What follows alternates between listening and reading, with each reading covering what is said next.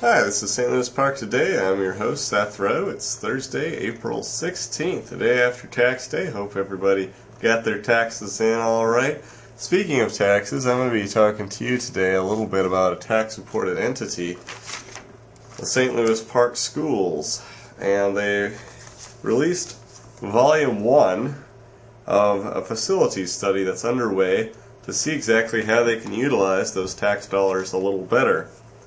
Now, this is just the first volume, and they have not done the second volume yet. It isn't out yet. The study's still underway. The first one is called Facility Study, the Problem / the Opportunity. And what this very thick report found was that the St. Louis Park School District has quite a large excess of space. Specifically, the report found that the high school capacity exceeds enrollment by about 500 students. The junior high school potential capacity exceeds enrollment by 481 students, quite a large amount. And the elementary schools exceed enrollment by together about 400 students. The district leases out some of its extra buildings, but some of those buildings still have some excess space as well. Here's an interesting statistic. I mentioned closing buildings, and from 1967 to 1980, the St. Louis Park School District closed 9 buildings.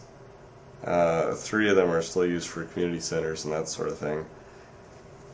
So the report, while this is just kind of identifying the extra space that was available in the school district, also makes some suggestions for potential ways to right size, as they call it. And that would be closing potentially one of the elementary buildings in the school district, which, by the way, the report found were not balanced as far as space goes for square footage per student, nor did the report find that they had a racial or ethnic balance or balance as well as long with the free and reduced lunch students. So the report identified a number of problems. The junior high school in particular, it notes, is operating at just 68% of capacity, the high school at 81%. And it notes the district, while it leases out a number of buildings, it has no foreseeable use for those buildings itself, as the district enrollment is not expected to go up any significant amount anytime soon. So the report also says that that's something to consider, whether the district wants to keep leasing out those buildings as well as maintaining them. Community education dedicated space at Lennox, it suggests, could be compressed by about 10,000 feet. So there are a number of things in this report that suggest there are ways in which the district could better utilize its space, potentially by closing one of the elementary schools. In fact, that looked like one kind of key suggestion that came out of it. So that's been kind of a debated topic in town. Of course, the Scott McQueen with Wold Architects, who presented the report, noted that some people are very much against any realigning of the schools, any different grade configurations, any changes basically, while others say that's something the district should consider, as it could use any savings towards education programs.